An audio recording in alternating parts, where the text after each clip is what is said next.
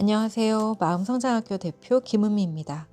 외도의 심리와 상담, 양유성 교수님의 책을 계속해서 읽고 있는데요. 오늘은 외도 배우자를 용서하는 과정에 대해서 안내하겠습니다.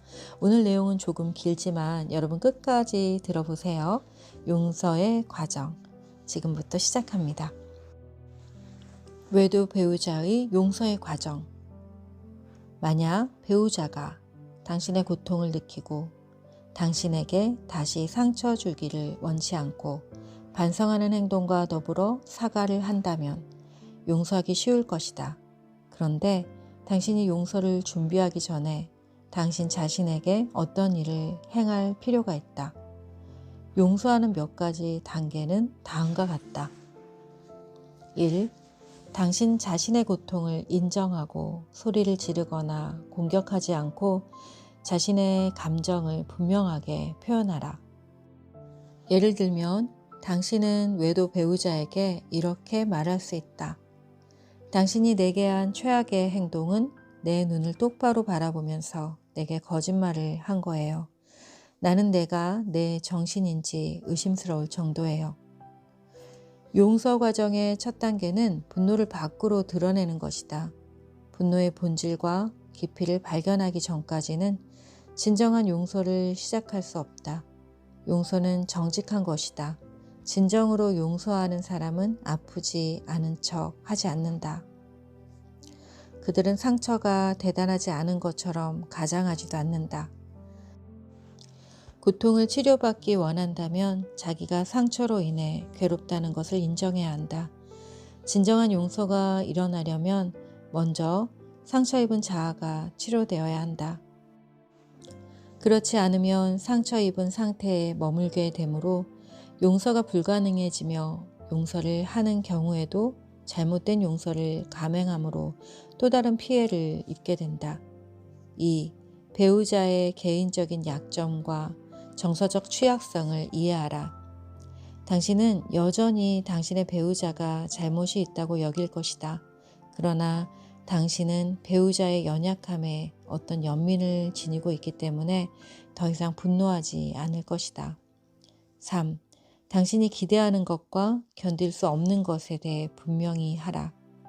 타협할 수 없는 어떤 것들이 있다. 과거의 상처에 대해 배우자를 용서하겠다고 말할 수 있지만 똑같은 방식으로 다시 상처를 준다면 관계를 유지할 수 없다. 4. 무엇에 대해 배우자를 용서하는지를 분명히 하라. 용서해 달라는 배우자의 요청에 당신이 배우자의 어떤 잘못에 대해 용서하는지 확인하라. 5. 언어적이거나 신체적으로 용서의 명백한 행위를 실천하라. 한 아내는 외도한 남편을 용서해 주면서 그에게 다가가 그를 힘껏 안아주었고 둘은 눈물을 흘리며 서로 미래를 함께하기로 약속했다. 6. 비난하기를 중단하고 삶을 시작하라. 서로를 용서해주고 난 후에 누가 비난받아야 하는지를 찾는 게임은 끝이 난 것이다. 이제는 새로운 삶을 선택하고 과거를 놓아버리는 자유를 즐겨야 한다.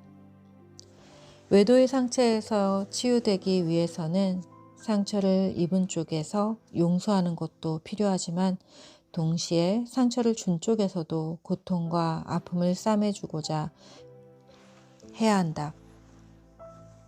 물론 배우자가 나에게 행한 잘못을 용서하는 것도 중요하지만 충실한 배우자 편에서도 상대 배우자와 가족들에게 그리고 자신에게 행한 잘못에 대해서 자기 자신을 용서하는 것도 중요하다.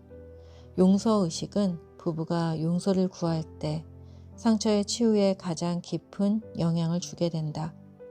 남편에게 배신당한 한 여성이 이혼 법정에서 자신의 결혼 생활이 얼마나 고통스러웠는지 증언했다. 남편의 변호사는 당신은 잘못한 것이 없다는 것입니까? 라고 그녀에게 물었다. 그 여성은 네, 너무 오랫동안 내가 참았다는 것이 잘못이지요. 아마도 그것이 그녀의 유일한 실수였을 수도 있겠지만 완벽한 배우자나 완벽한 결혼 생활은 드물기 때문에 배신당한 쪽도 결혼 생활이나 외도 이후에 자신의 행동이나 반응에 대해 되게 깊은 유감을 표현할 수 있다. 상처 입은 쪽에서도 자신을 용서하는 일이 필요하다. 자신을 징벌하기를 중단하고 자신의 실수를 통해서 배워야 한다. 당신이 자신을 아직 용서하지 않았다면 당신의 배우자도 용서할 수 없다. 배신당한 배우자는 너무 쉽게 속고 잘 믿는 자신에 대해 용서해야 한다. 그리고 자신의 잘못을 찾아내도록 하라. 무엇에 대해 용서받기를 원하는지 확인하라.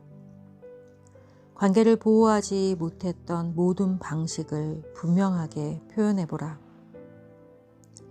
이것은 죄의 고백이 아니고 개인적인 책임의 문제이다. 얼마나 당신의 마음이 동요되었었는지와 상관없이 경멸과 비난을 포함한 언어적이거나 정서적인 학대와 같이 배우자에게 당신 자신의 상처를 주는 행동들을 인정하는 것이 중요하다. 만약 당신이 너무 지배적이었거나 정서적으로 너무 거리감을 두었거나 또는 배우자의 정서적이거나 성적인 필요를 채워주지 못했던 것에 대해 사과하는 것이 적절할 수도 있다. 만약 외도가 부부관계의 취약성에 의한 것이 아니었다면 회복 단계에서의 어떤 행동이나 반응을 생각해 보거나 자녀들이나 다른 가족들 앞에서 한 일 또는 좀 더 덜 공격적이었고 또 좀 더 이해하는 자세여야 했는데 그러지 못했던 일들을 생각해 볼 수도 있다. 한 아내는 남편에게 내가 너무 아이들에게 둘러싸여서 얼마나 당신이 외로웠는지 몰랐어요 라고 말했다. 우리는 때로 스스로 설정해 놓은 무리한 규칙들이 우리의 사고 과정을 지배하면서 더 심한 분노와 고통을 겪기도 한다.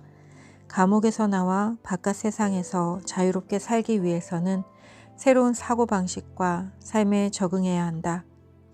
한 남편은 아내가 바람을 피운 사실을 알게 되자 그녀가 자기 인생을 파괴했다고 격렬하게 비난했다. 그런데 상담을 받으면서 그는 배우자는 성실해야 한다는 자신의 규칙에 도전했다. 그런 일은 강요로는 되지 않는다는 것을 경험한 후 아내가 바람을 피우지 않기를 소망한다 라고 말하는 편이 오히려 현실적이라는 생각이 든 것이다. 이 남성은 이혼 후 새로운 여성을 사귀면서 배우자의 성실은 본인의 선택사항이며 동시에 선물임을 깨달았다. 그만큼 더 감사할 줄도 알게 되었다. 아내를 존중하고 따뜻하게 대하는 것이 아내가 성실할 가능성을 높여주기는 하지만 보장은 해줄 수 없다. 남을 사랑하고 신뢰하는 건 어느 정도 위험을 내포하고 있다. 보람은 크되 보장은 없다는 것도 그가 배운 새로운 사실이었다. 외도자는 신뢰를 깨뜨린 것에 대한 사과를 할 필요가 있다. 만약 당신이 외도한 쪽이라면 진정한 연민을 보여야 하고 당신의 행동이 유발한 고통과 불신에 대한 진지한 사과를 해야 한다. 사과할 때 그냥 미안하다 라고 하지 마라. 무엇에 대해 미안한지 정확하게 표현하는 것이 필요하다. 상처를 준 것뿐 아니라 정확하게 어떻게 상처를 주었는지 구체적으로 사과할 필요가 있다. 그럴 때 비로소 상처를 입은 사람은 당신이 어떤 피해를 안겨준 것인지 이해하고 있고 다시는 경계선을 넘지 않을 거라고 믿게 된다.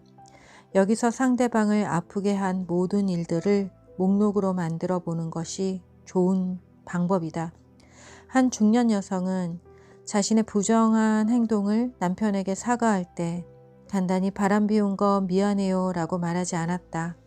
그녀는 자신의 외도가 어떻게 남편에게 고통을 주었는지 정확히 어떤 점이 미안한지 전달하려고 노력했다. 그녀는 또한 이번 사건 외에도 다른 일로 남편에게 상처를 주었을 것을 생각했다. 그녀는 미안하게 생각되는 행동 목록을 만들었다. 자, 다음은 그녀의 행동 목록이다. 1. 다른 사람과 잠자리를 같이 할 때마다 당신을 성병의 위험에 노출시켰어요. 2. 당신에게 비밀을 가지고 있었고 남편인 당신을 주변 사람보다 나를 모르는 존재로 만들었어요. 3. 당신에게 자신을 의심하게 만들고 세상에서 당신의 위치가 어딘지 묻게 만들었어요. 4. 우리가 평생 함께한 행복한 추억들을 손상시켰어요. 5. 우리 관계에 화가 나고 좌절했을 때 직접 당신에게 나를 괴롭히는 것을 이야기하는 대신 당신을 쫓아냈어요. 6. 지나치게 많은 시간을 일을 해서 우리 사이가 멀어지게 했어요. 7. 우리 관계를 함께 해결하려고 시도해 보거나 당신에게 알리지 않고 포기했어요. 용서받기를 원한다면 당신이 저지른 비행 전체를 고백해야 한다. 간단히 피상적인 것들을 고백하는 것으로 만족하지 말고 더 깊고 어두운 진상들을 밝히기 위해 샅샅이 들춰내라. 목적에 맞기만 하면 당혹감으로 얼굴이 뜨거워질 정도로 속속들이 고백해야 한다. 우리는 가끔 죄의식을 없애고 갈등을 줄이고 더 편한 생활을 위해 대개 이기적인 이유로 사과한다. 진정한 이유로 하지 않는다면 귀머거리에게 말하는 것이나 다름없는 것이다. 순수하게 용서받기 위해서는 그 뉘우침이 진실하고 깊이가 있고 지속적인 것이어야 한다. 가장 효과적인 사과는 순수하고 솔직하며 복잡하지 않고 꾸미거나 군더더기가 없는 것이다. 때로는 말만으로는 충분치가 않다. 그것이 실제로 효력을 발휘하는 것은 말 뒤에 숨겨진 감정적인 순수성으로 인해서이다. 또한 표면적 상처는 한번 사과함으로써 충분히 용서를 받을 수 있다. 그러나 심각한 피해에 대해서는 특히 화해를 원한다면 거듭 반복해서 사과하는 것이 필요하다. 자백은 당신이 저지른 잘못을 인정하는 것이고 사과는 저지른 잘못에 대한 후회를 나타내는 것이다. 각 반응은 나름대로의 가치를 가지고 있다. 자백은 사실에 대한 진술이지만 사과는 이와 대조적으로 감정이 담긴 진술로 사실의 범위를 넘어서 감정을 드러낸다. 자백은 옳고 그름을 구별하는 통찰력과 도덕적 본질을 가지고 있음을 보여주기 때문에 가치가 있으며 사과는 한 걸음 나아가 상처 입힌 사람에게 판단을 받는 용기와 겸손이 있기 때문에 더욱 소중하다. 자백과 사과 모두 수치심을 없애고 대화를 촉진하고 두 사람 사이 관계를 개선하지만 상처 입은 쪽의 감정을 존중하는 사과만이 용서를 얻을 수 있다. 말은 의도를 전달하고 행동은 변화하려는 능력을 나타낸다. 용서를 얻기 위해서는 후회하는 말을 행동으로 뒷받침하는 것이 필요하다. 한 남편은 주말에 자기가 아이들을 보고 아내가 마음껏 휴식을 즐길 수 있는 시간을 주었다. 용서하고 과거를 잊게 되는 것은 배우자의 행동 변화를 보게 되면서 가능하다. 외도한 것에 대한 용서를 빌 때 일반적으로 대가가 적게 드는 행동은 다음과 같다. 대가가 적게 드는 행동 1. 휴대전화 번호를 바꿈으로써 과거의 애인이 연락을 할 수 없도록 한다. 2. 배우자에게 어느 때나 전화를 하라고 격려한다. 3. 과거의 애인과 우연히 만나거나 연락을 받게 되면 배우자에게 알린다. 4. 매월 통화 목록과 신용카드 청구서를 배우자에게 보여준다. 5. 배우자가 있는 데서만 이메일을 보내고 읽는다. 6. 배우자에게 화가 나거나 짜증이 날 때 감정을 마음속에 담아두기보다 솔직하게 이야기한다. 대가가 많이 드는 행동 1. 전 애인이 같은 사무실에 근무한다면 직장을 옮긴다. 2. 전 애인이 이웃에 살고 있다면 다른 동네로 이사한다. 3. 배우자가 있는 곳에서 애인과의 관계를 공식적으로 끝낸다. 4. 배우자의 이름으로 상당한 금액을 저축한다. 한 여성은 바람을 피운 것을 남편에게 사과할 수가 없었다. 자신의 인생에서 중요한 사람들이 모두 그랬던 것처럼 남편도 자기를 버릴 거라고 믿었기 때문이다. 내가 10살 때 부모님이 이혼했어요. 라고 그녀가 말했다. 어머니는 우리를 아버지 집으로 쫓아보내며 돌아오라는 말을 하지 않았어요. 재혼한 아버지는 내게 여긴 집이 너무 좁아. 내 언니네 집에 가서 살거라 라고 말했어요. 그녀는 자신에게 사랑스럽지 못한 뭔가가 있다고 생각하면서 자랐다. 그렇지 않으면 왜 부모가 모두 자기를 거부했겠는가. 남편과 결혼했을 때 언젠가는 남편 역시 자기를 떠날 것이라고 생각했다. 남편의 가장 가까운 친구와 한 달 동안 외도를 인정한 후에 그녀는 사과를 하거나 남편의 고통에 공감하려고 하지 않았다.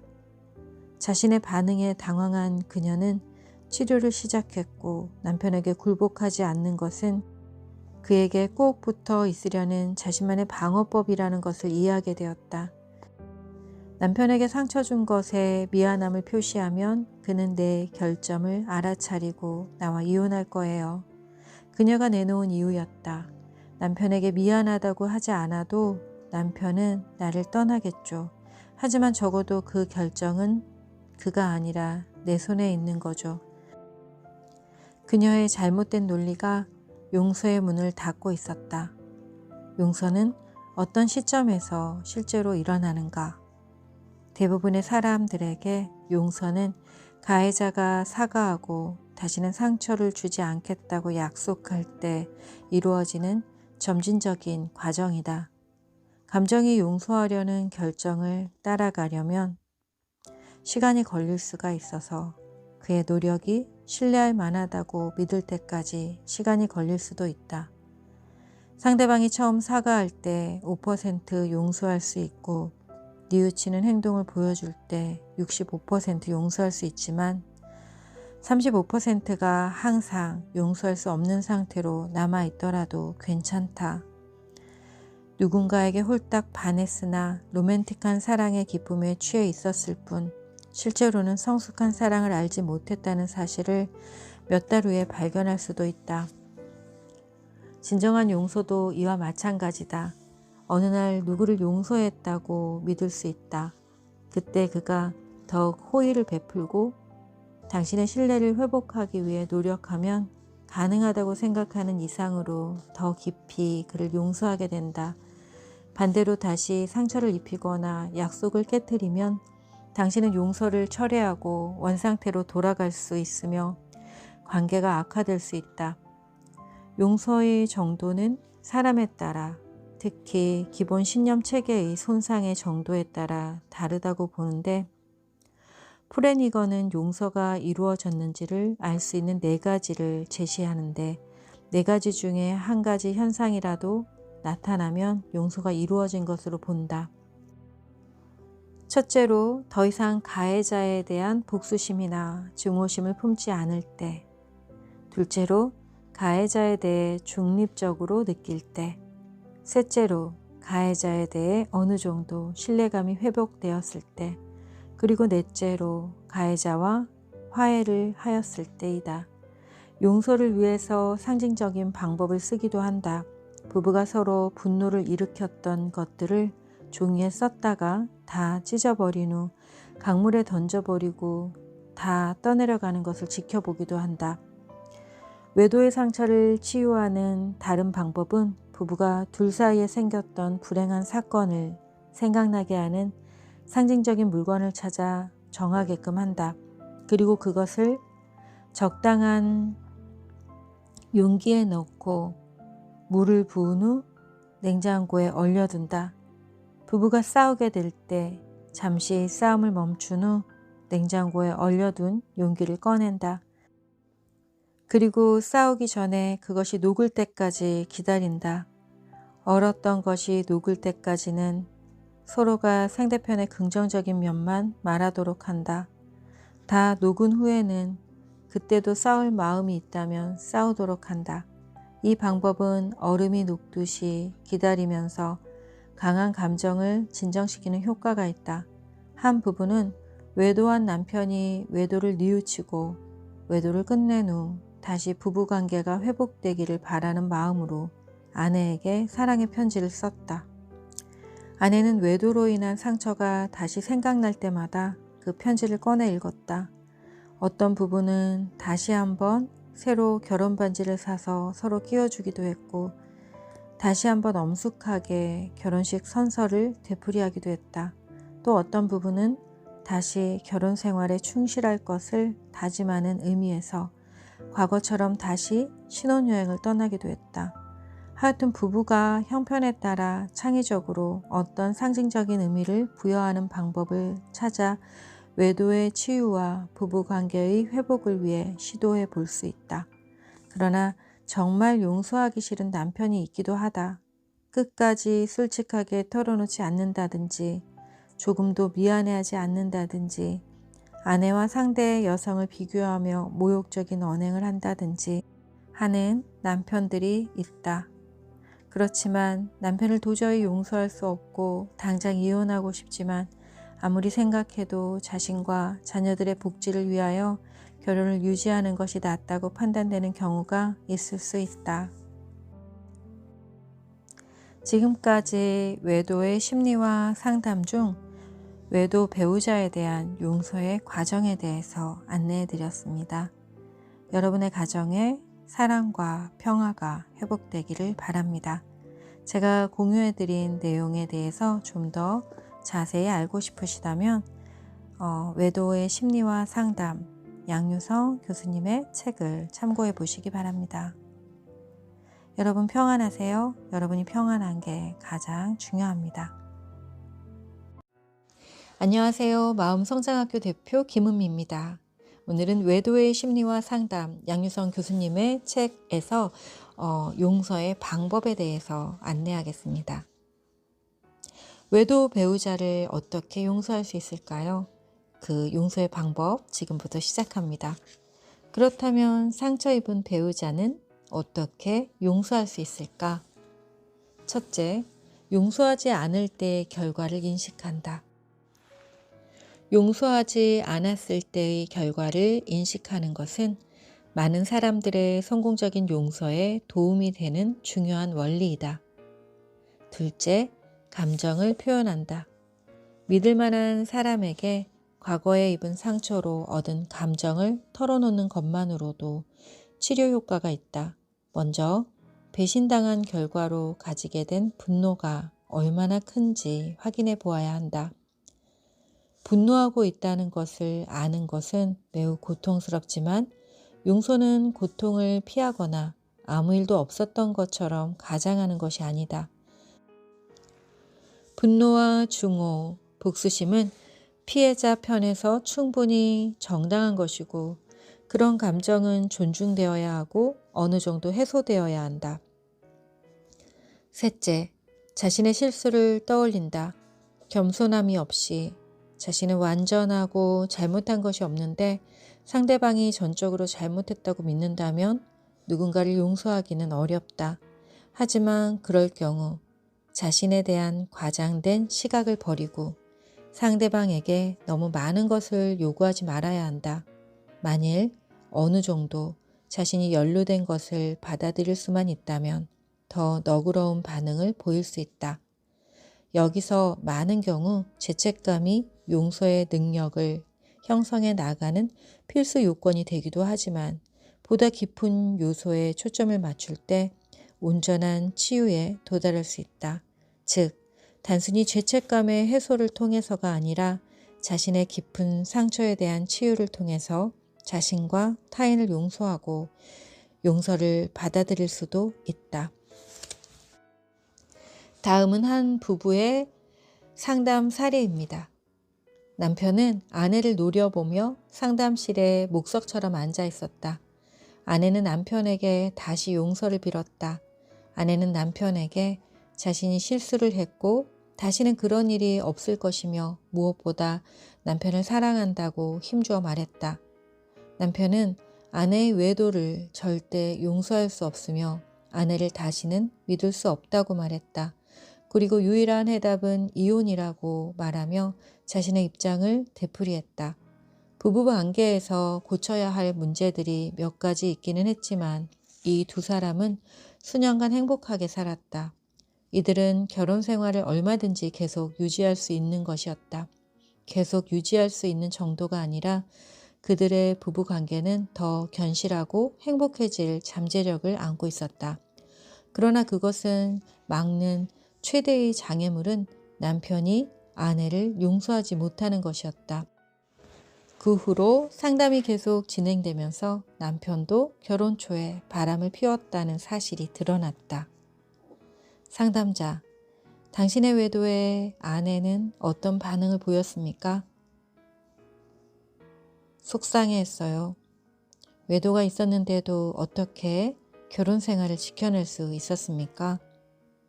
외도를 끝냈습니다. 이유는 그것뿐입니까? 아내가 용서했지요. 아내가 용서해서 좋았습니까? 예. 아내는 당신을 용서했는데 당신은 아내를 용서하지 못할 만큼 당신의 외도와 아내의 외도가 다른 이유가 있습니까? 상담자의 마지막 질문에 남편은 즉시 대답하지 못했다. 남편은 한동안 그 질문으로 말없이 끙끙댔다. 상담이 두어 차례 더 진행된 후 남편은 이렇게 말문을 열었다. 아내는 저를 용서했는데 저는 아내를 용서하지 못할 만큼 제 외도와 아내의 외도가 다른 이유라도 있느냐는 질문에 대해 많이 생각해 봤습니다. 물론 그런 이유는 없습니다.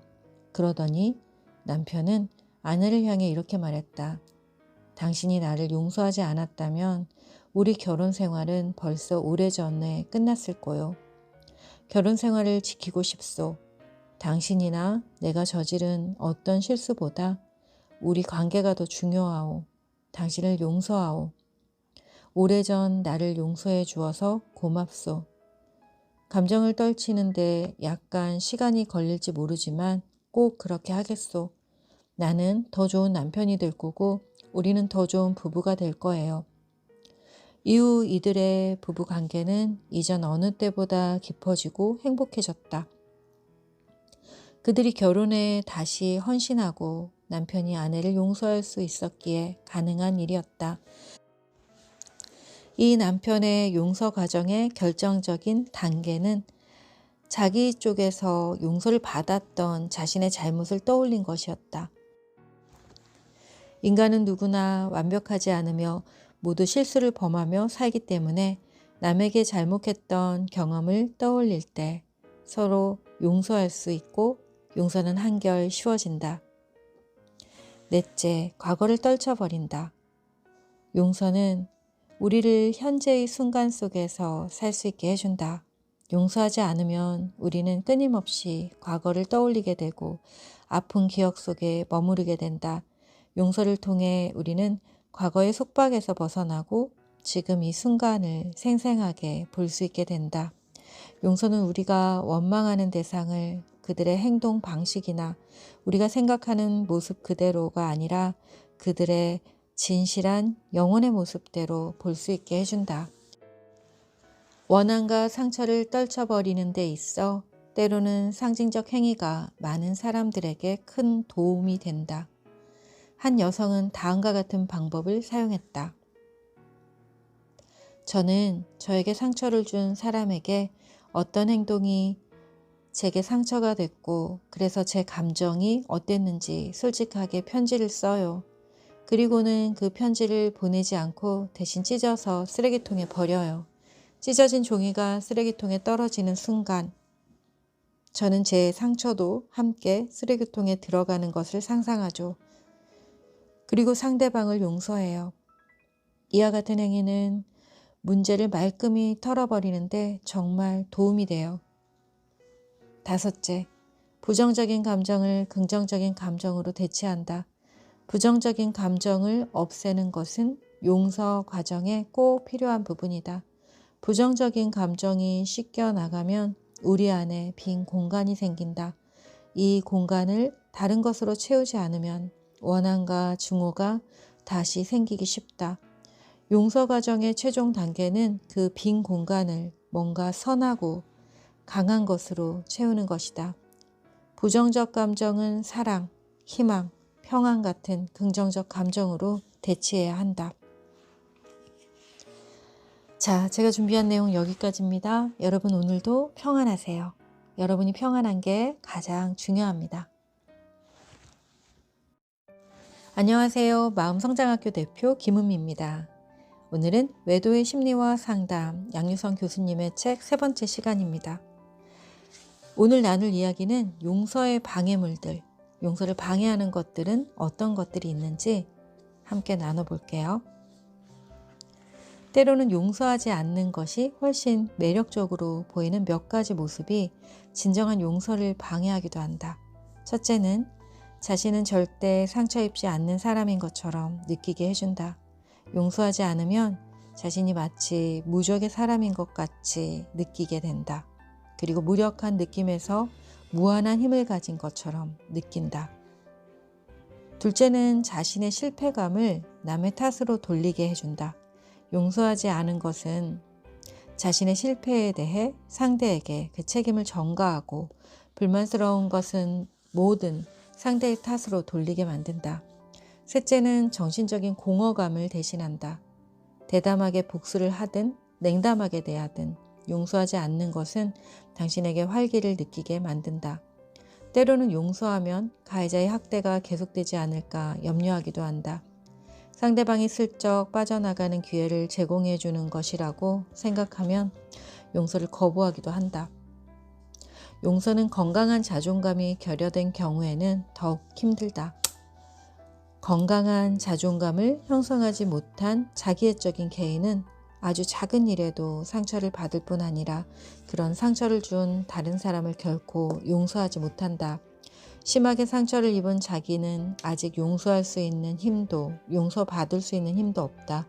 그 상처를 치유받고 자기에 대한 몰두에서 조금 더 자유로워질 때 존중과 인정을 바탕으로 다른 사람과 서로 용서를 주고받을 수 있게 된다. 용서를 서두르기보다 스스로를 챙기고 자존감을 먼저 키우는 것이 중요하다는 생각입니다. 여러분 오늘도 평안하세요. 여러분이 평안하신 게 가장 중요합니다. 안녕하세요. 마음성장학교 대표 김은미입니다. 오늘은 외도의 심리와 상담 양유성 교수님의 책 4번째 시간입니다. 외도 배우자를 너무 쉽게 용서하게끔 하는 잘못된 사고방식, 용서를 너무 쉽게 하게끔 하는 잘못된 사고방식에 대해서 알아보겠습니다. 용서를 너무 쉽게 한다면 외도가 줄 수 있는 교훈을 직면하지 않은 채 덮어버림으로써 서로가 받은 상처를 제대로 치유하기가 힘들어진다. 용서를 너무 급히 쉽게 하게 만드는 3가지 흔한 사고방식은 다음과 같다. 1. 용서는 당신 자신을 위해서 그렇게 하는 게 좋다. 흔히 용서는 상대보다 자기 자신을 위해서 하는 것이 자신의 정신 건강을 위해서도 유익하다고 말한다. 그러나 자신의 권리를 진지하게 받아들이고 주장하지 못하기 때문에 오히려 자신을 존중하지 못하게 하고 상처는 숨겨져 있을 뿐 치료되지 않는다. 2번째, 용서는 당신이 도덕적으로 우월하다는 것을 보여준다. 이런 태도는 당신이 외도한 배우자에게 도저히 갚을 수 없는 빚을 없애주고서는 그 구실로 배우자를 당신 소나기에 묶어놓고 지배하려는데 이용할 수 있다. 3번째, 용서는 갈등을 제거시켜주고 관계를 회복시켜준다. 만약 당신이 불화와 분쟁이 많은 집에서 자라서 그런 모습을 자신이 결혼해서는 다시 보고 싶지 않다고 생각하면서 컸다면 무조건 용서하고 화해하는 것이 상책이다 라는 생활 신조가 생겼을 수도 있다. 또는 당신의 분노를 받아들이고 표현할 수 없거나 배우자가 떠나고 혼자 남게 될까 봐 두려워서 너무 쉽게 용서하기도 한다. 이런 용서는 억압된 분노로 인한 깊은 우울증을 유발케 할 수도 있다. 무조건 빠르게 용서한다고 해서 다 해결되는 것도 아니지요. 잘못은 잘못의 크기만한 그 응당의 대가를 치러야 끝나는 것 같습니다. 여러분 오늘도 평안하세요. 여러분이 평안한 게 가장 중요합니다. 안녕하세요. 마음성장학교 대표 김은미입니다. 외도의 심리와 상담 양유성 교수님의 책 중에서 오늘 5번째 시간으로 외도 배우자에 대한 용서의 진정한 의미에 대해서 알아보겠습니다. 용서의 진정한 의미. 용서에 대한 여러 잘못된 개념과 태도에 비추어 볼 때 용서의 진정한 의미는 다음과 같은 것들이다. 용서는 당신이 당신 자신에게 주는 선물이다. 만약 당신이 용서를 통해 자기 자신을 과거의 고통과 부담에서 자유롭게 할 수 있다면 보다 가벼운 발걸음으로 삶의 여정 속으로 이동할 수 있을 것이다. 당신은 보다 나은 자의식과 전보다 다양한 선택권을 갖고 삶의 다음 순서를 시작할 수도 있을 것이다. 용서는 선택이다. 당신은 과거에 발생했던 불의에 대해 현재의 인질로 붙잡혀 있지 않도록 선택하는 것이다. 용서를 선택하는 것은 현재보다 나은 삶을 누리도록 과거에서 벗어나는 것을 의미한다. 진정한 용서는 상처를 인정하는 의식적인 노력의 결과이다. 용서는 과정이다. 함께 치유해가는 부부에게 용서는 외도한 배우자의 진지한 뉘우침에 기반을 둔다. 그것은 부부 모두를 포함한다. 시간이 지나면서 화해하려는 당신의 의도를 이행하고 서로의 헌신을 보여줄 수 있을 것이다. 용서는 강박관념, 비통함, 분노를 놓아버리는 것이다. 용서는 분노를 놓아버리려는 진지한 욕구에 기반을 두며 당신의 삶의 궁극적인 발걸음을 옮기려는 의식적인 결정이다. 용서란 어둡고 습기차고 답답한 지하세계에서 더 크고 넓은 자유로운 세상으로 나가는 것이다. 용서는 고통을 놓아버리는 것이다. 당신이 용서할 때 당신의 상처를 가볍게 보지 않으면서 계속적인 고통에서 자신을 자유롭게 한다. 용서는 당신의 내면적 삶의 질에 직접적으로 영향을 주는 개인적인 행위이다. 용서는 복수심과 벌주려는 마음을 놓아버리는 것이다. 용서는 피해자가 자신의 원한의 감정만 극복하는 것이 아니라 가해자에 대한 보복을 포기하는 것이다. 외도가 발생한 초기 단계에서는 당신이 아픈 만큼 당신에게 상처를 입힌 사람도 아파해야 한다는 것에 사로잡히게 된다. 용서란 어떤 사람의 행위로 인하여 그 사람을 비난하기보다 괴로움을 주었던 사건의 역동을 이해하는 데 더 많은 관심을 기울이는 것이다. 또한 당신은 비난보다는 자신이 창조한 분위기의 해결 방식 속에서 살아가기를 결정하는 것이다. 용서는 뒤가 아니라 앞을 바라보는 것이다. 과거를 회상한다고 해서 거기에 매이지 않고 자유를 경험하고 새로운 삶을 향해 나가는 것이다. 흔히 잘못한 사실을 밝히고 외도한 배우자를 직면시키려고 하지 말고 그냥 용서하라고 하지만 잘하고 못한 것에 대해서 대면하지 않은 채 용서하는 것은 아무런 의미가 없다. 만약 당신의 배우자가 진정으로 뉘우치며 용서를 구하고 있다면 용서를 빌면서 다시는 그런 식으로 당신을 속이고 배신하는 일이 없을 거라고 맹세하고 용서한 후에 모든 것이 다시 좋아질 거라고 말한다면 당신은 그런 달콤한 유혹을 견디기 힘들다. 그럴 때 용서를 해주는 것이 그렇게 힘들지는 않겠지만 현실은 그렇지 않다. 잠시 동안은 괜찮지만 얼마 후 배신당한 것에 대한 강렬한 고통은 마음속 깊이 그대로 남아있는 것을 발견하게 된다. 당신이 어떤 희생을 치르든 용서하는 유형의 사람이라면 감정을 조율한 다음 자신의 의견을 분명히 주장하기 위해 용기를 갖고 의식적인 노력을 할 필요가 있다. 용기를 내어 노력할 때 가해자에게 당신이 속으로 피 흘리고 있다는 사실을 알리고 동시에 당신의 상처를 싸맬 수 있는 기회를 그에게 주게 된다. 물론 가해자가 당신의 고통에 호의적인 반응을 보이지 않을 수도 있지만 당신이 실제로 생각하는 것을 널리 알릴 필요가 있다. 만일 목청을 높이는 것에 대한 위험은 잘 알면서 말 없는 것의 결과에 대해서는 너무 모른다면 가해자가 보여준 것처럼 당신을 경시하는 것이며 가해자만큼이나 당신을 부당하게 평가하고 자신의 특권을 박탈하는 것이다. 우리는 때로 고통을 부정하는데 두려워서가 아니라 순전히 자존심 때문인 것도 있다. 어떤 사람이 내게 상처를 줄 만큼 강한 힘을 가지고 있다는 것을 순순히 인정하기 싫어서 괜한 만용을 부리며 속으로는 이를 바득바득 갈면서 고통을 참아낸다. 남편에게 버림받은 한 여인이 이렇게 말했다.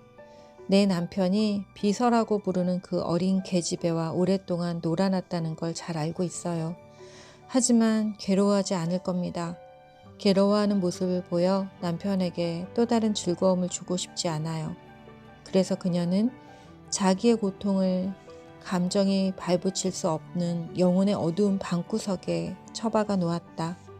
그녀는 그렇게 그럭저럭 지낼 수 있을지 모른다. 장차 남편이 다시 집으로 돌아올지 모르지만 그녀가 남편 때문에 깊이 상처받았음을 인정하지 않는다면 결코 남편을 용서하지 못할 것이다. 여러분, 용서에 대해서 안내하는 이 장을 여러 번 반복해서 들으시면서 여러분 안에 있는 그 분노와 슬픔, 어려움들, 그 고통을 놓아버릴 수 있기를 바랍니다. 여러분, 오늘도 평안하세요. 여러분이 평안한 게 가장 중요합니다.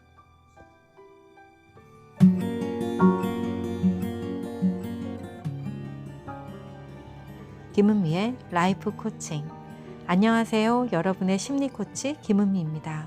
오늘은 36번째 이야기, 용서하면 비로소 보이는 것들이라는 제가 쓴 칼럼의 내용을 안내합니다. 이 칼럼은 조선일보 웹진 마음 건강길에 연재하고 있는 김은미의 라이프 코칭 중 하나입니다. 자, 지금부터 시작합니다. 용서하면 비로소 보이는 것들. 용서는 진정한 나로 살기를 희망하는 이들이 반드시 거쳐야 하는 삶의 선택이다. 만일 누군가를 용서하지 않고 가슴 깊이 품고 살면서 지속적인 원망과 분노를 터뜨리고 있다면 삶의 소중한 시간을 오로지 과거를 생각하는 데에만 쓰는 것이며 그것 때문에 지금 여기를 살지 못한다. 미래의 삶까지도 과거의 그 사람이나 그 사건에 주도권을 넘겨주는 것과 같다. 용서하지 않으면 결코 나의 삶을 살 수 없다. 진정 자유롭고 싶다면 용서를 선택해야 한다. 미워하는 누군가를 계속 생각하다 보면 살면서 자신도 모르는 사이에 그 대상을 닮아간다는 말이 있다. 얼마나 끔찍한 일인가. 용서는 해도 되고 안 해도 되는 것이 아니라 반드시 해야만 한다. 그러나 쉽지 않기 때문에 성경은 70번씩 7번이라도 용서하라고 가르친다. 용서는 내면의 힘이 차올랐을 때 비로소 할 수 있는 용기 있는 선택이다. 희생자의 마음으로 원망과 분노에 휩싸여 있으면 끝끝내 할 수 없다. 한번 용서를 했다 해도 또다시 분노가 올라올 수 있다. 그래서 예수는 70번씩 7번이라도 용서하라고 가르친 것이 아닐까? 용서는 타인을 위한 것이 아니다. 결국 나를 위한 선택이며 나를 온전히 사랑하고 누구에게도 휘둘리지 않는 나로 살기 위해서는 피할 수 없는 길이다. 용서를 일생의 큰 숙제로 여기며 살아가는 이도 있다. 용서하는 것이 그만큼 어렵기 때문이다. 그러나 그들이 용서를 선택하는 순간이 있다. 복수를 생각하느라 자신을 돌보지 못하고 핥히는 순간이 반복되면 몸과 마음이 상한다. 더 이상 견딜 수 없는 순간이 오고 그 짐을 내려놓고 싶은 마음이 든다. 결국 과거를 청산하고자 결심하게 되는 것이다. 나는 상담 현장에서 30년에서 50년이 지나도 용서하지 못한 상처를 가진 이들을 만난다. 오랜 상처는 대부분 그들이 자유롭게 성장하는 것을 막고 있었다. 그 상처는 나는 버림받은 사람이다. 나는 짓밟힌 사람이다. 나는 상처 입은 사람이다.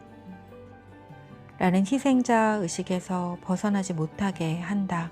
그러나 용서야말로 우리를 일상의 삶에서 영적인 삶으로 안내한다. 그들이 어떤 짓을 했건 어떤 사람이건 상관없이 사람은, 세상의 모든 존재는 매 순간 행복해지기 위해 선택을 한다. 우리가 그렇게 살아가는 것처럼 모든 사람들이 다 같다. 이것을 받아들일 수 있다면 스스로 행복해지기 위해 다른 사람의 행복을 짓밟고 상처를 주는 방식을 선택할 수밖에 없는 그 사람에 대한 안타까움이 일어난다. 바로 그 연민이 결국 용서를 선택하게 한다. 미숙하고 어리석은 생각을 하는 존재를 축복하며 그것으로부터 노연하기로 선택하는 순간 용서는 시작된다. 진정한 용서를 경험하면 나를 넘어 세상에 대한 관심과 사랑이 회복된다. 무엇보다 이전과는 다른 새로운 인생을 살게 된다. 활력이 넘치며 사는 게 재미있어진다. 70번씩 7번이라도 용서하고 또 용서하다 보면 아무리 힘든 기억일지라도 그만 포기하고 항복하고 말 것이다. 용서는 사랑의 다른 이름이다. 용서를 통해 사람은 자신과 세상을 진정으로 사랑하게 된다.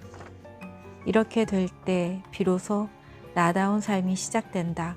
용서는 용기 있는 자만의 특권이며 영적 성장으로 안내하는 선물이다. 더 나은 삶을 위한 코칭 팁 1. 지금 여기에 삶의 어떤 형식이든 영향을 주는 특정한 시기나 장소, 사람이 있나요? 2. 그 일이 일어났을 때 당신은 어떻게 반응했나요? 3. 만약 1%라도 당신에게 책임이 있다면 무엇인가요? 4. 당신의 삶을 위해 어떤 선택을 하고 싶은가요? 당신은 그저 어떤 것에도 거리낌 없이 모든 선택을 할 수 있습니다. 제가 준비한 내용은 여기까지입니다. 오늘 내용 좋으셨다면 좋아요, 구독 눌러주시고요. 필요한 분들에게 공유도 부탁드려요. 여러분 사랑하고 축복합니다. 오늘도 평안하세요. 저는 다음 영상에서 또 뵙겠습니다. 여러분 안녕.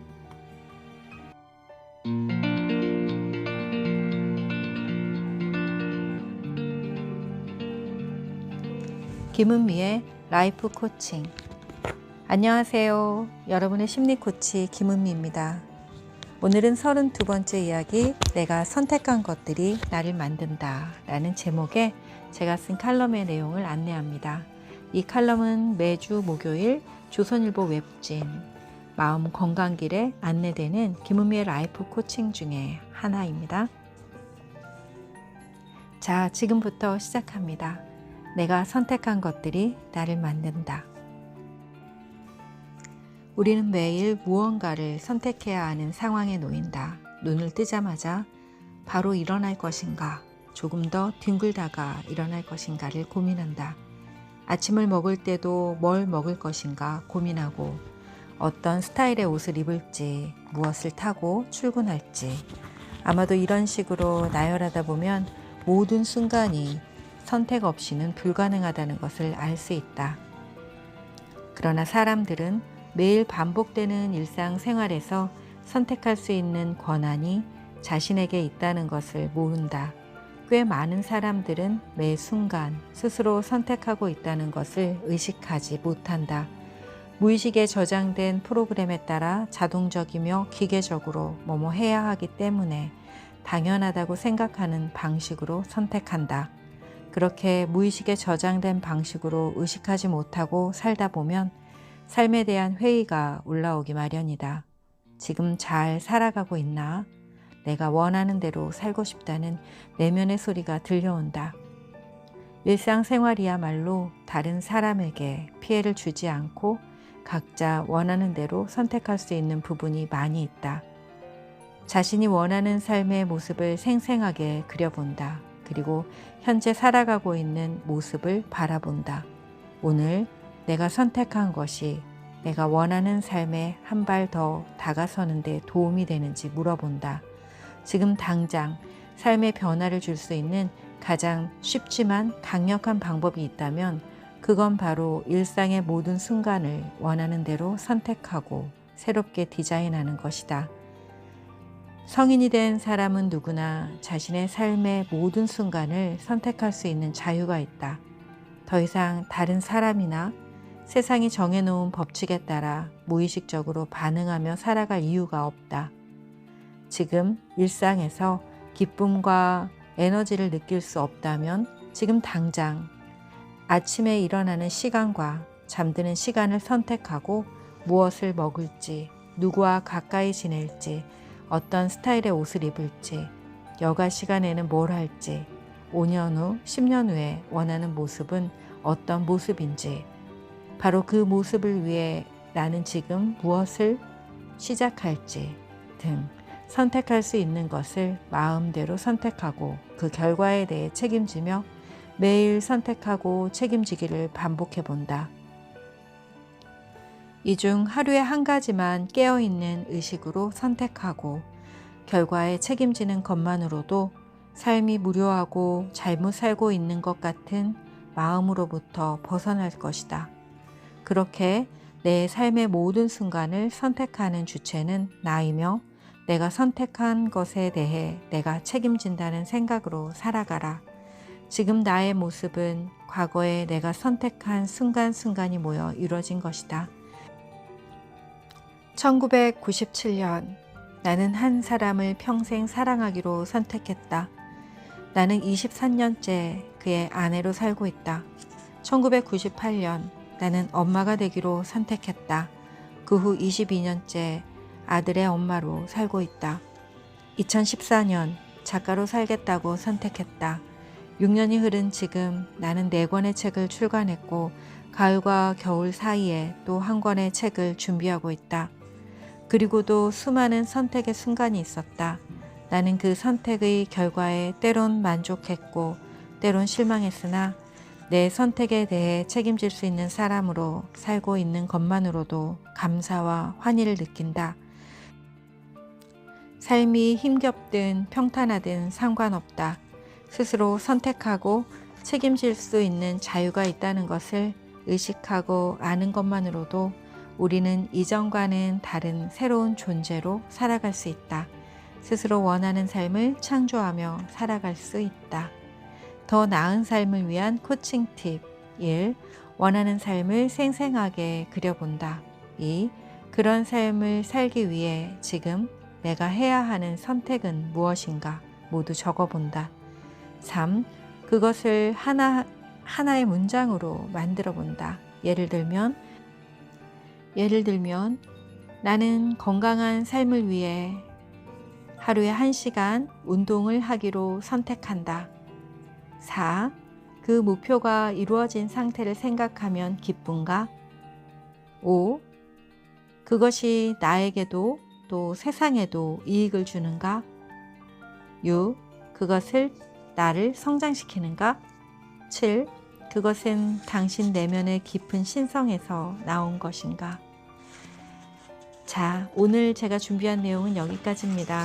여러분은 어떤 선택을 하셨고 또 무엇을 책임지며 살아가고 있나요? 또 어떤 삶을 원하시나요? 여러분이 선택한 현재가 여러분이 살아갈 미래가 됩니다.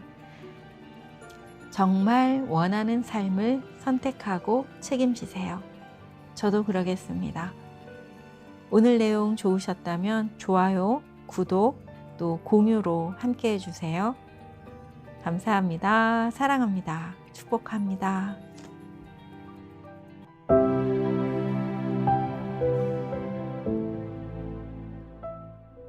김은미의 라이프 코칭. 안녕하세요. 여러분의 심리 코치 김은미입니다. 오늘은 31번째 이야기, 지금 더 높은 의식으로 나아갈 시간이라는 제목의 제가 쓴 칼럼의 내용을 안내합니다. 이 칼럼은 조선일보 웹진 마음건강길에 연재한 칼럼입니다. 지금 더 높은 의식으로 나아갈 시간, 지금부터 시작합니다. 마음성장학교 프로그램에 참여하는 분들의 참여 목적은 자기 자신에 대한 이해와 자기 수용, 자기 사랑, 변화와 성장에 대한 기대, 감정을 잘 조절하고 타인과의 관계를 편안하게 하며 내가 주인이 된 행복한 삶을 살고 싶다 등 다양합니다. 이러한 참여 목적을 다시 말하면 현재의 나로부터 변화하고 좀 더 성장하기를 원한다는 말로 바꿔 말할 수 있습니다. 사람들이 끊임없이 변화와 성장을 이야기하지만 변화하기 어려운 이유는 무엇일까요? 사람은 기본적으로 가만히 멈춰서 살아갈 수 있는 존재가 아닙니다. 우리는 생물이기에 나무처럼 계속 자라고 성숙해질 때 평안함을 느낍니다. 그래서 성장이 멈추고 오랜 시간 변화를 경험하지 못하게 되면 무기력과 우울이 찾아옵니다. 그리고 자존감은 낮아지고 자기 스스로를 믿지 못하고 사랑하지 못하는 상태로 가게 됩니다. 저는 많은 사람들과 동행하며 성장을 두려워하는 사람들의 특징을 알 수 있었습니다. 그들은 지금 자기가 속해 있는 세계를 포기하지 못하고 새로운 세계로 나가는 것을 두려워합니다. 우리가 지금 현재 있는 곳을 이미 경험하여 알고 있는 안전한 세계라고 한다면 그곳을 넘어선 경계 너머 세상은 미지의 세계라고 할 수 있습니다. 미지의 세계로 가기 위해 우리는 뭐든 배우려고 노력합니다. 그런데 그 노력이 다음 단계로 나아가고 뭔가 열매를 거둘 단계로 넘어가야 할 시기가 오면 새로운 세계로 들어가는 경계를 만납니다. 경계를 넘어야 할 때 많은 사람들은 다시 돌아섭니다. 그렇게 돌아서면 또 얼마 후 다시 배움에 대한 욕구와 변화와 성장에 대한 욕구가 일어납니다. 그럼 다시 비슷한 수준의 무언가를 배우고 노력합니다. 그런데 막상 자격증을 따고 실제로 원하는 일을 해야 할 시기가 오면 다시 그 경계를 넘지 못하고 돌아갑니다. 정말 많은 사람들이 10년, 20년을 자격증만 따면서 보내는 것을 봅니다. 열심히 공부해서 받은 자격증은 활용하지 않는다면 무엇하러 귀중한 생명의 시간을 거기에 쓰나요? 자격증이 없는 공부도 마찬가지입니다. 변화하고 성장하기를 원한다면 지금 내가 할 수 있고 하고 싶은 일을 필요로 하는 대상을 찾으세요. 그리고 그들에게 다가가서 내가 배운 것을 나누세요. 이렇게 실행하는 것만이 경계를 넘어서 성장할 수 있는 가장 쉽고도 가장 좋은 방법입니다. 만약 당신이 변화하고 성장하고자 한다면 부족하면 부족한 대로 한 발 내딛는 용기가 필요합니다. 원래 모든 경계는 불안하고 두려운 겁니다. 왜냐하면 경험해보지 못한 미지의 세계니까요. 하지만 긍정적인 상상을 해볼 수도 있고 먼저 그 길을 걸어간 사람들의 책을 읽으며 시행착오를 줄일 수도 있습니다. 그리고 누군가 나의 손을 잡고 경계를 함께 넘어줄 멘토를 찾는다면 좀 더 쉽게 경계를 넘을 수 있습니다. 나는 완벽하다. 나는 실수하면 안 된다. 이런 신념이 있다면 변화하고 성장하기가 더 어려워질 수도 있습니다. 그러나 우리는 누구도 완벽하지 않습니다. 우리는 누구나 실수합니다. 서툴면 서툰 대로 원하는 모습을 향해 계속 걷다 보면 어느 순간 우리들 각자가 원하는 변화와 성장이 이미 이루어진 것을 볼 수 있을 겁니다. 몇 개의 경계를 넘고 몇 번의 성장을 거듭 경험하게 되면 이제는 변화가 오는 것을 직감으로 알아차리게 됩니다. 아, 지금이 변화할 시간이구나. 다시 경계를 넘을 시간이 되었구나. 더 이상 변화는 두려움이 아닌 성장의 신호로 다가오게 됩니다. 어떤 길도 혼자서 가는 것은 외롭고 힘듭니다. 주변에 좋은 멘토와 함께 하세요. 친구하고는 함께하지 않는 것이 좋습니다. 친구와 나는 관심사도 다르고 친구가 포기하면 나도 포기하기 쉽습니다. 그리고 친구가 너무 잘하면 나는 자존심이 상해서 그만하고 싶어지고 친구가 너무 못하면 그 친구가 자꾸 나에게 그런 거 해서 뭐 하냐고 그냥 편하게 살지 라며 더 이상 성장할 수 없게 가던 길을 막게 될 거예요. 지금까지 살아왔던 안전한 곳에서 경계를 넘어 전혀 다른 세계로 성장하고자 한다면 가까운 주변 사람들의 말은 잠시 듣지 말고 내가 가고자 하는 그 길에서 성공을 이룬 사람들의 말을 듣고 따라가는 겁니다. 그렇게 계속 경계를 넘어서 걸어가세요. 곧 두려움이 변하여 기쁨이 되는 순간을 누리게 될 거예요.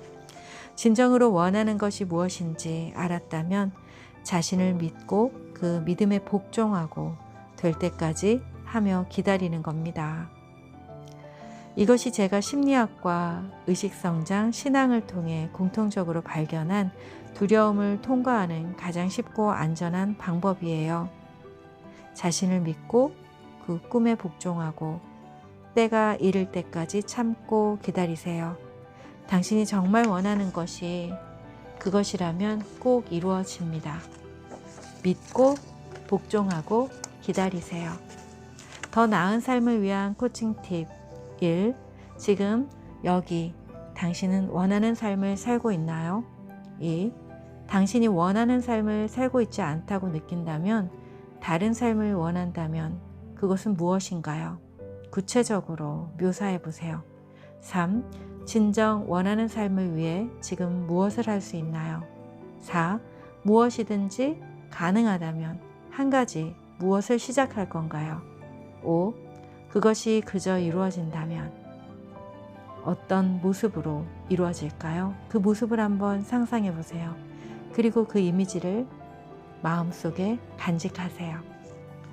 오늘 제가 준비한 내용은 여기까지입니다. 여러분 오늘 내용 좋으셨다면 좋아요, 구독으로 응원 보내주시고요. 필요한 분들에게 공유 부탁드려요. 저는 다음에 또 뵙겠습니다. 여러분 안녕.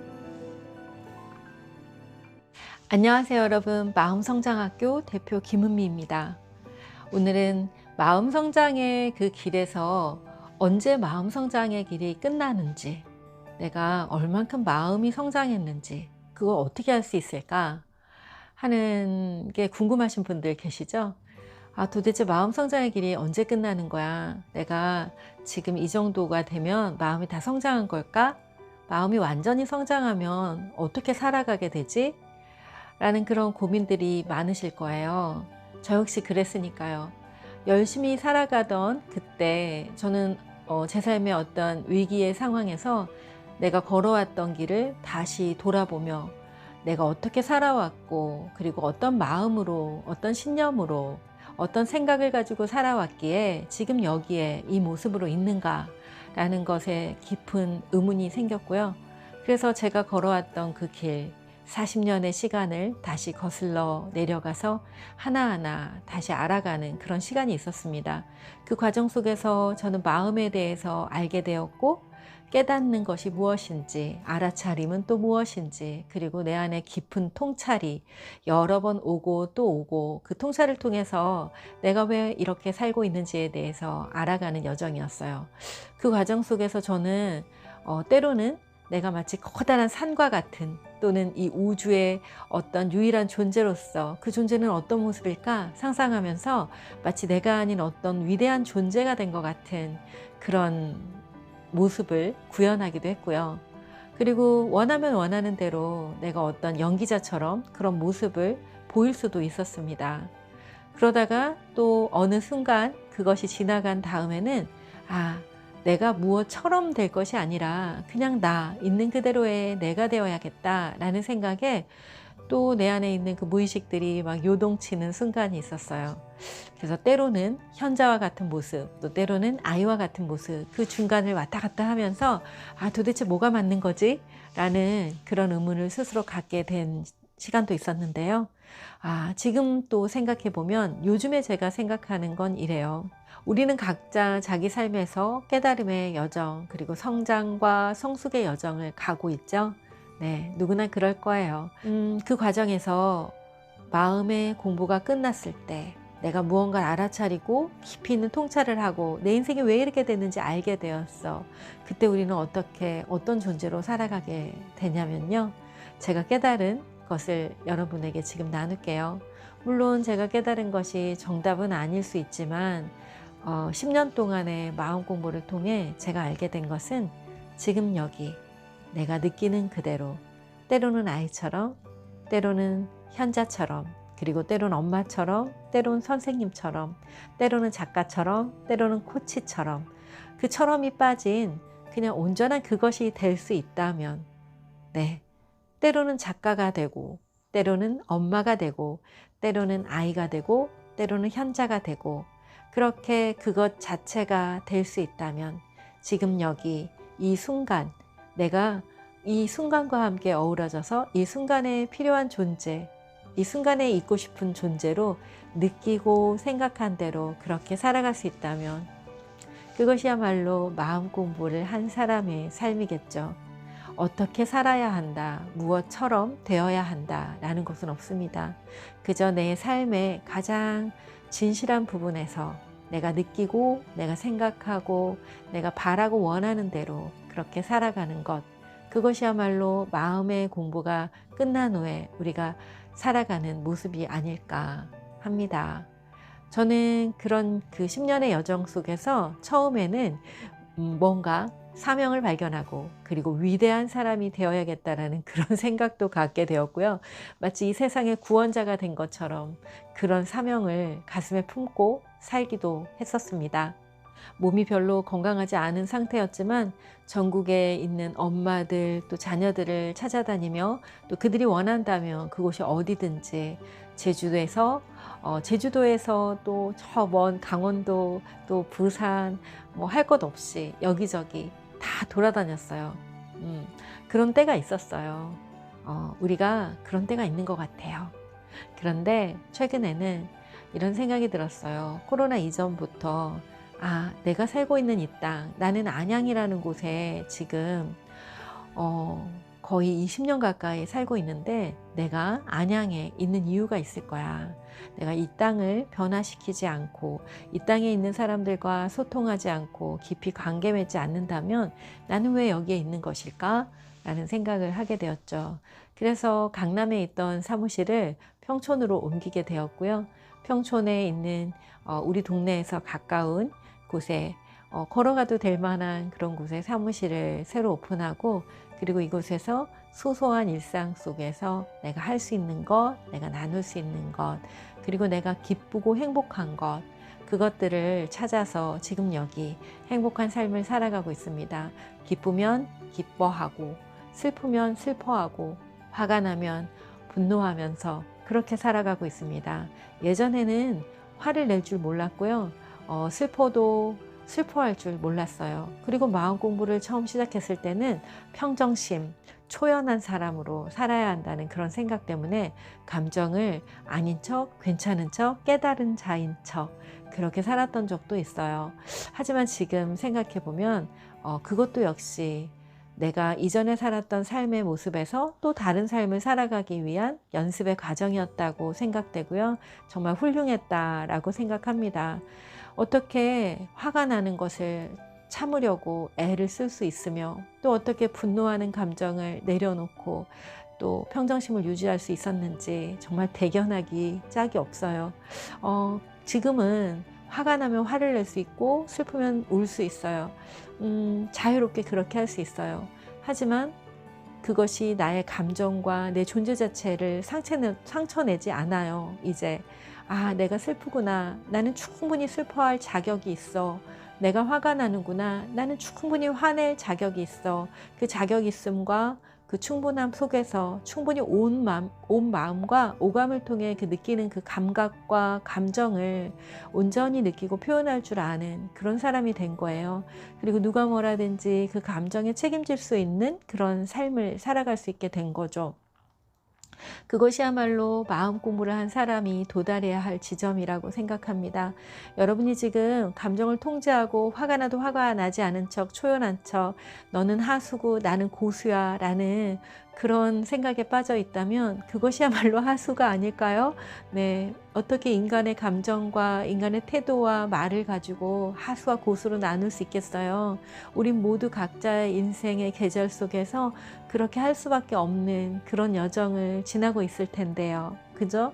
네, 남에게 악다구니를 부리고 남을 해치고 못살게 구는 사람조차도 어쩌면 그의 인생에서 그렇게 살 수밖에 없었던 그런 삶의 여정을 지금 지나고 있는 거죠.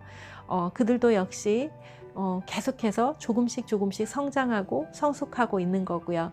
그래서 우리는 지금 여기 나의 감정, 나의 생각, 나의 욕구, 그리고 내 안에 느껴지는 모든 그 오감을 통해서 내가 느끼는 것들을 내가 수용하고 인정하고 그리고 그 감정과 생각과 욕구의 주인으로 내가 행동하고 살아갈 수 있을 때 그것이 바로 온전한 삶으로의 회복이고 마음 공부의 끝이라고 생각합니다. 평범한 우리가 온전하게 건강하게 살아가는 모습은 그렇게 감정을 있는 그대로 느끼면서 살아가는 삶, 그 이상도 그 이하도 아닙니다. 여러분 너무 거창하고 너무 훌륭한 사람이 되려고 애쓰지 마세요. 여러분이 여러분 자신을 온전히 수용하고 사랑하다 보면 우리는 이미 온전하고 이미 훌륭한 존재로 이미 사랑받아 마땅한 존재로 살아가고 있을 테니까요. 오늘 이야기는 여기까지입니다. 사랑합니다. 축복합니다. 김은미의 라이프 코칭. 안녕하세요. 여러분의 심리 코치 김은미입니다. 오늘은 34번째 이야기 진짜 얼굴을 찾아서 라는 제목의 제가 쓴 칼럼의 내용을 안내합니다. 자, 지금부터 시작합니다. 10년 전 나를 일깨운 인도의 우화가 있다. 나는 이 이야기를 듣자마자 내가 누구인지 지금 어디에 있는지 알아차릴 수 있었다. 아, 그렇구나 하는 각성과 깨달음을 주었다. 그래서 나는 심리 상담사가 아닌 코치가 될 수 있었다. 새끼를 뺀 굶주린 호랑이가 있었다. 호랑이는 염소떼에게 사력을 다해 덤벼들었다.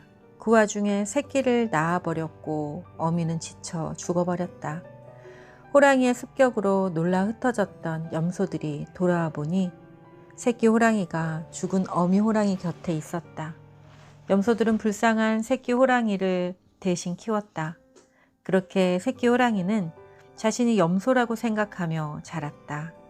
염소처럼 매하고 울고 염소처럼 풀을 뜯어먹었다.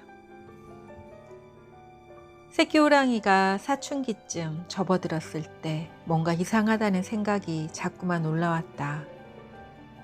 그러던 어느 날 커다란 호랑이가 나타나 염소떼를 습격했다.